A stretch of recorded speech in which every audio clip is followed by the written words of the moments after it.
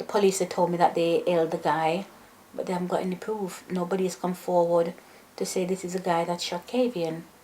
So there's not much that one can do. When I was shot, no one was arrested. No one went to court. No one came forward. There was quite a lot of people there, and that's the way it was. I was shot 3 years ago. I'd seen the police only once, and I haven't seen the police since, up till now, up to this day. If that's the way that they're treating a attempted murder case, what are they treating like a real murder? Nothing much isn't really being done, is it? With all the shooting, the killing, and whatever that's going on, there's not much people that's been caught for what they've done. Even like the little girl, Tony Ann, a little innocent child, she hasn't even lived.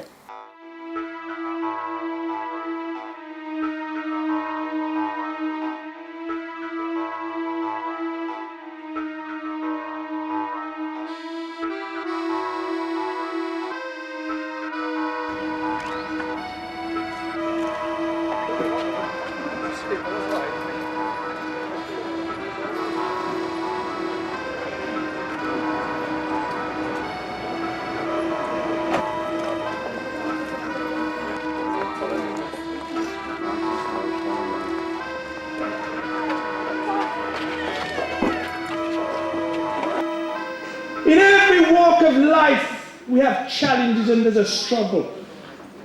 We don't need to fight ourselves. We need to fight the enemy. We need to fight injustice. We need to fight oppression. We need to fight those things that hold us down, not fight ourselves.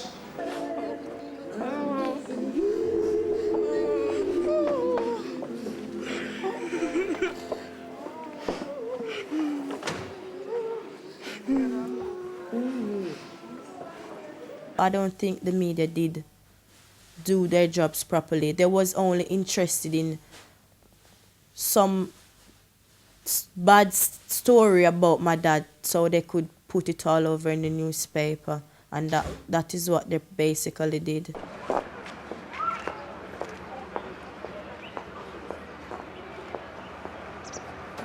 They came and they said they're gonna offer me money to talk to them, and I said no. I wasn't interested. How much money were they offering? They said they can't compensate me for the loss of my dad and my sister, but they're willing to pay me. They didn't really say how much, and I wasn't interested. I need the money, but not like that.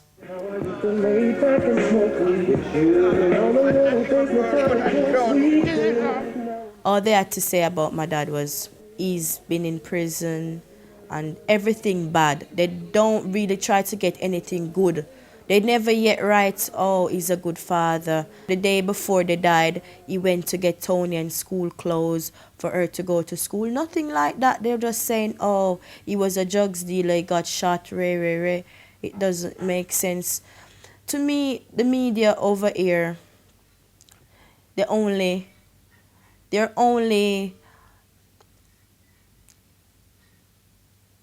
just for, mostly for white people, I should say.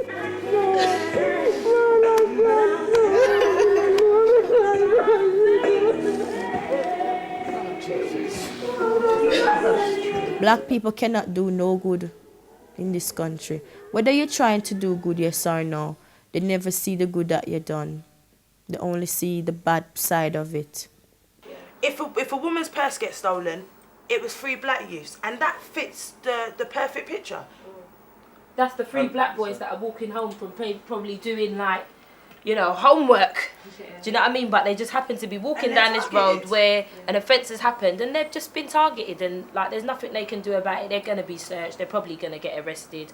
Their homes are going to probably be turned over. Do you know what I mean? And it's just not fair at the end of the day. The police have got no respect for the young black youth. They stop and search them, they harass them. You'll see one young black boy standing up, maybe 14, with 15 policemen standing around him, antagonising him. Now, he's not really going to grow up and have respect for the same people that antagonised him as a youth. Everywhere you walk, you'll see police stopping young black boys.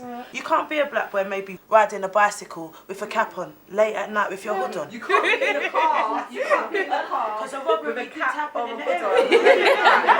exactly, without being stopped by the police. That is so true. And if you think about it, that's a violation of your human rights. It's taking everything from you. It's embarrassing to be standing up on the street with all these people walking past and you're standing up there and they're patting you down. And there's 5 of them around you. It's horrible. It's not nice. They're not really going to... they lose respect for the police and like... Because they're the antagonised a no lot. longer like, you know what I mean? Youth are not going to not do things. Because the thing is, it's not as if they're not only going to them for murders. Most black boys, if their house got burgled, they're not calling the police either. So they're happy with you taking their things, so long as that man doesn't walk through it. Black people do not have confidence in the police.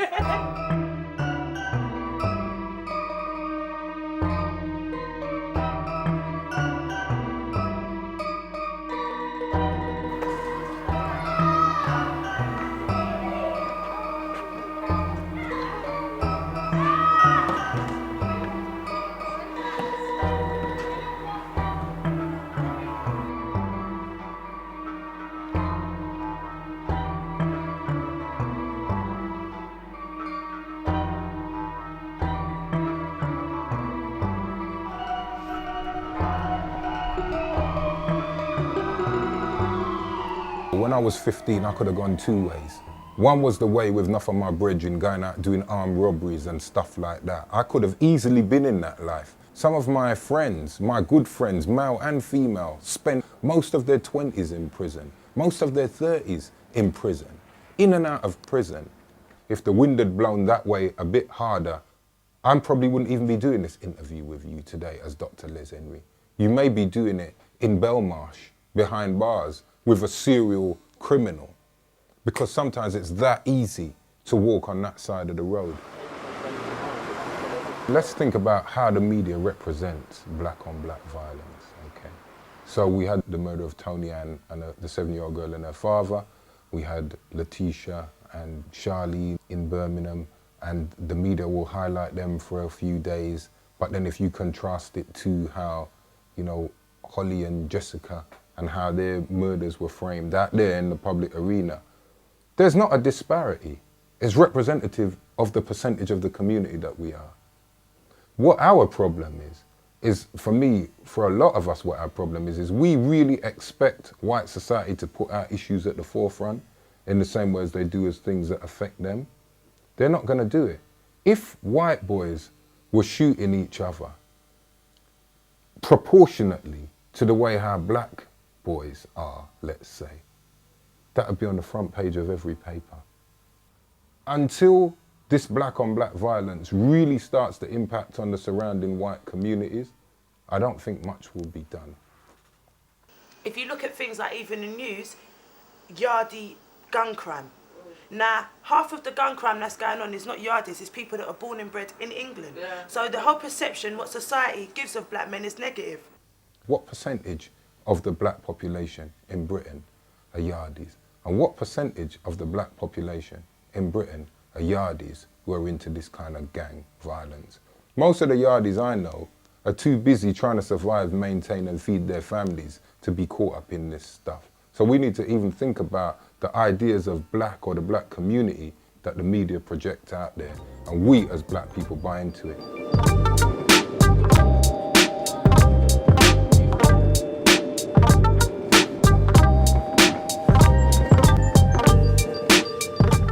One of the biggest influences on me growing up during my teenage years was the movie Scarface. Al Pacino ain't black, you know, but this movie helped shape and mold my generation's perception of how to make the American dream come true for those with nothing. Because in this movie, the character Scarface came from nothing and built an empire, you know, and even the craze. You know, I hadn't been to England, but I knew about the craze. And when we saw these individuals get to a position where they had power and in many cases respect in their community, then we wanted that as well.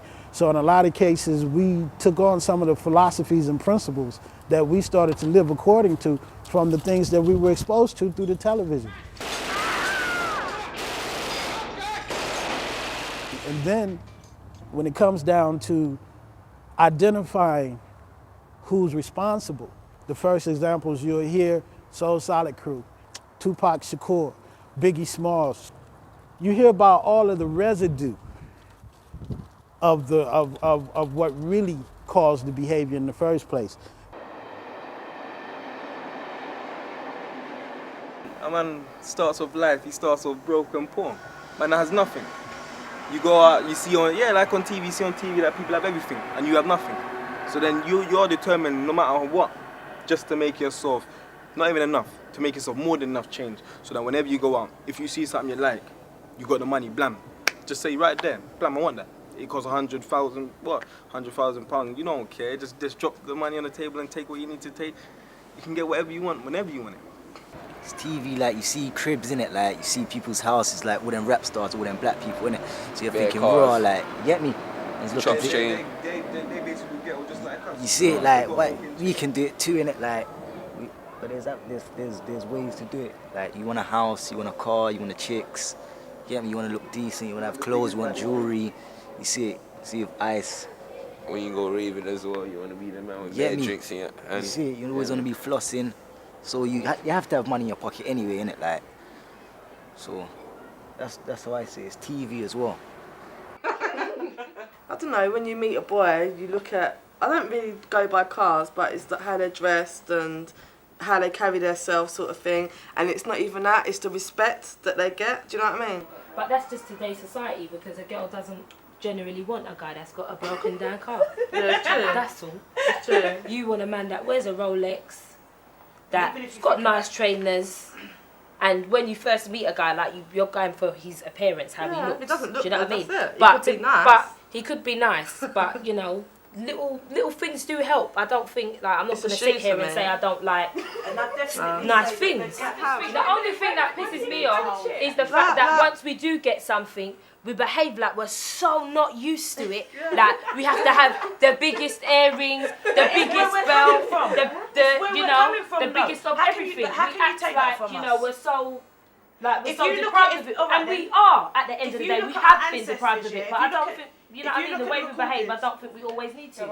Even if your mum can't afford it, she's going to buy you them trainers. Yeah. But exactly, that's where it's all gone wrong. But then exactly, I wouldn't say because that. But maybe if instead of having the best trainers, maybe you should have sent your kid to private school. Like, and maybe that's where these young boys are how they're growing up. Private school. Yeah, exactly. But how much are Air Max? You don't want your child to go with that, and we have got a lot of pride, so we will break our backs to give our kids the best. And if that means for black boys to go out on the road and sell drugs and do whatever criminal activity they have to do, they're going to do it to get what they want.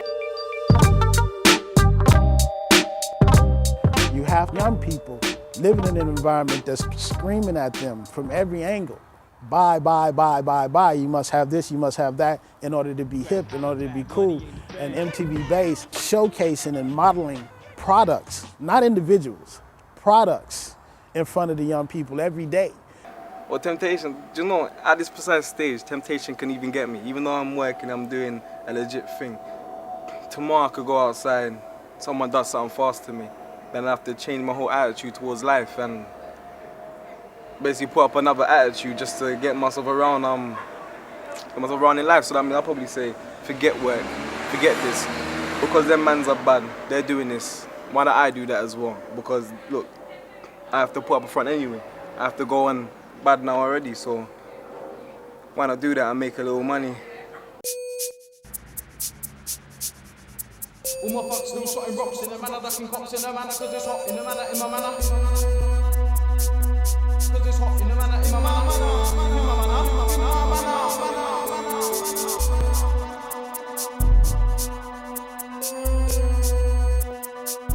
Got to make the man there get rich right now.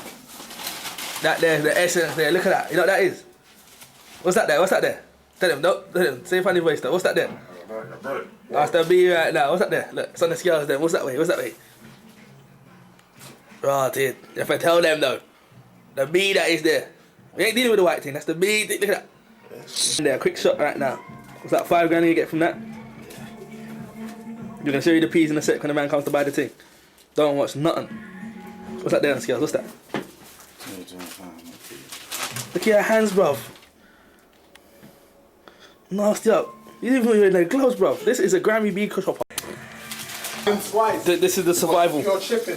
Nah, just stop chopping and then chop about half and that's it. No, he's a hand on him. All my thugs still shotting rocks in the manor, ducking cops in the manor, cause it's hot in the manor, in my manor. Cause it's hot in the manor, in my manor.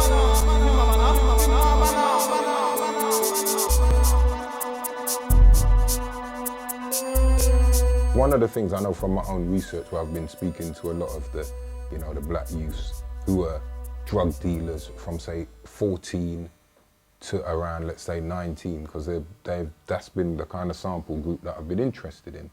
And for a lot of them, it's their career. It's a career path and choice. They know that they can start off selling drugs for people. Then when they accumulate enough wealth for themselves, they can cut that person out and go to usually the white face behind it, get the drugs, and that way, how much money do they make? It's central to everything, because the drugs not only support them or support anyone they wish to support out of it, that is what allows them to buy into this consumerist American dream as well. It's the drugs are essential. Otherwise, how would they make the money? I've just seen your operation. How much money do you make a week? Well, and I can make 6 to 7 grand easy, like easy in a week, like profit. And what would be the average age of one of your soldiers? About 15, 16, the average age, but yeah, 16. And what sort of money would they earn a day? Well, it depends if they're shotting their own food or if they just get a set wage, like like £100 a day. Depends what they shot out in the day. If you take a walk from where we are now in New Cross and go down the road to Deptford, you will see them openly around these little spaces selling drugs, black youths. You'll see them just over the road there as well. Now, broad daylight, selling drugs. It's their business. They're there every day, 9 to 5. They have no future orientation whatsoever. Don't even mention pension to them. That's twice as long as they expect to live. Let's have to protect ourselves from the hard days struggle and that. Like, this is the thing here. It's the 45 thing. You don't know how it gets done already. Big pussy clot thing. There's a killer wire with that. Big, look at yourself, look. Look at that in your back. You ain't waking up, you know.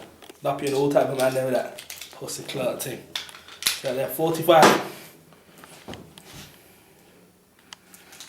Big type of thing. Big thing this, you know. And look at them.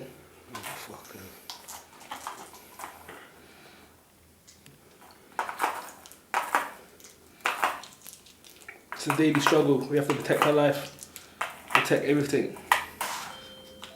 And things that we showed you earlier, that's what we're protecting. You don't know. Just screw the thing off.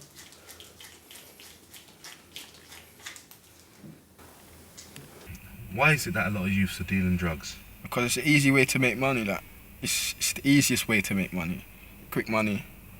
Think about it. Like an ounce on road, an ounce of white for £800. Chop it up to 10 bags, 0.2s. You make £1,400. You make 140 stones and sell every bag at a tenner. Can't go wrong. You do the same thing every day. You can't go wrong. How is the government going to get to grips with this problem? How is society going to get to grips with this problem? I think they just have to accept it, because like you can call it a problem, but it's the way of life, It's just this sort of age group. It's just how it is, how it's getting down, isn't it? So what would it take to stop you selling drugs? Lottery, definitely lottery. All the numbers then, plus the bonus ball. Are you being serious? I'm serious when I say